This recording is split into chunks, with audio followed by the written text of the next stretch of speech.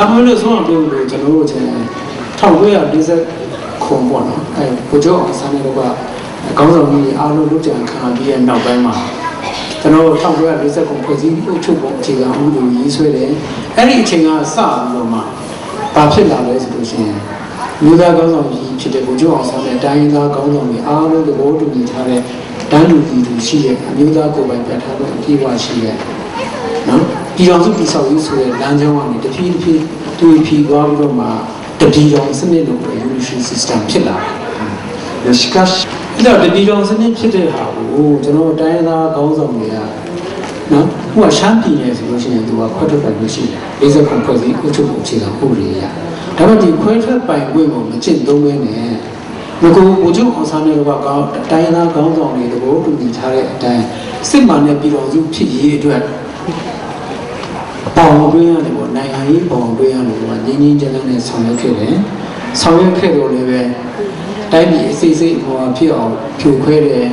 페더럴 무수라 교회 무고에 다이비 표피의 무고에 포토이 무고에 소로마 소소로마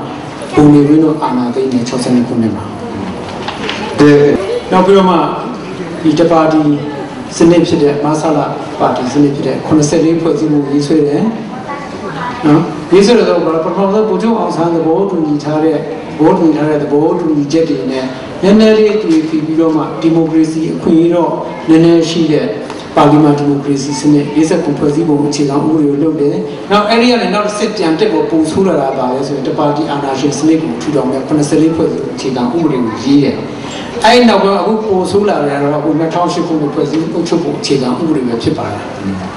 အဲ့ကြတော့ ကျွန်တော်အသေးစိတ်ဒီ2008ခုနှစ်ဖွဲ့စည်းပုံအခြေခံဥပဒေနဲ့ပတ်သက်ပြီးတော့မှအနာဂတ်မှာဖြစ်ပေါ်လာနိုင်တဲ့ကချင်လူမျိုးတွေနဲ့ကချင်ရဲ့အနေအထားကြံတဲ့တိုင်းရင်းသားတွေရဲ့အနေအထားတွေနဲ့ပတ်သက်ပြီးတော့မှကျွန်တော်ဒီမှာ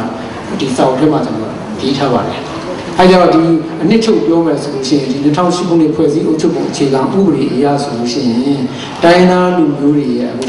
မျိုးသက်ပေါ့မျိုးသားပြည်နယ်တွေပေါ့အမျိုးသားပြည်နယ်ရဲ့အပေညာပျောက်ကွယ်သွားနိုင်တယ် ပြီးလို့ရှိရင်တိုင်းရင်းသားတွေဘာသာစကားစာပေတွေကနောက်အနှစ်50ဆိုလို့ရှိရင်တော့ပျောက်ကွယ်သွားမယ်အဲ့ဒါဆိုလို့ရှိရင်တော့အခုဘာသာစကားလည်းမရှိတော့ဘူးပြည်နယ်ဆိုတဲ့နာမည်လည်းမရှိတော့ဘူးဆိုလို့ရှိရင်တော့နောက်ပိုင်းမှာကျွန်တော်တို့အခုဒီမှာကျွန်တော်တို့ရဲ့တိုင်းသားလူမျိုးများရဲ့အမျိုးသားရေးလက္ခဏာတွေပျောက်ပြီးတော့မှကျွန်တော်တို့ရဲ့ကိုယ့်ရဲ့လူမျိုးပျောက်မယ်နေမြေပျောက်မယ်ဆိုတဲ့အနေအထားမျိုးပျောက်သွားနိုင်တဲ့အနေအထားကိုကျွန်တော်အနေနဲ့အဲ့လိုခဏတော့တင်ပြကြပါမယ် စစ်မှန်တဲ့ပြည်တော်စုတည်ဆောက်ရေးဆိုတဲ့မူလက်ခံလာကြပါမယ်။လက်ခံလာတော့အကောင့်ထဲကိုဆောင်းနေကြပါမယ်။အဲ့ဒါကြောင့်မို့ကျွန်တော်တို့ကချင်တိုင်းရင်းသားလူမျိုးများအပါအဝင်အခြားသောတိုင်းရင်းသားလူမျိုးများဗမာအမျိုးသားလူငယ်များလူကြီးများအားလုံးကတော့ဒီမှာ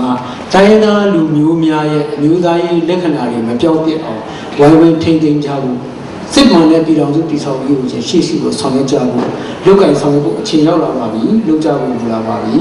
ပြီးတော့မှအနာဂတ်မှာဖြစ်ပေါ်လာနိုင်တဲ့အနေအထားတွေနဲ့ပတ်သက်ပြီးမှလည်း2008ခုနှစ်ဖွဲ့စည်းအုပ်ချုပ်ပုံအခြေခံဥပဒေကိုသေသေးချာချာလေ့လာသုံးသပ်ဝေဖန်ဖို့လိုလာပြီဆိုတဲ့အကြောင်းကိုကျွန်တော်တင်ပြရင်းနဲ့ကျွန်တော်ရတာအမှားကတော့ကျွန်တော်တို့ဒီကုန်းချုပ်ပြရစီကျေးဇူးအများကြီးတင်ပါတယ်ကျော်ပါ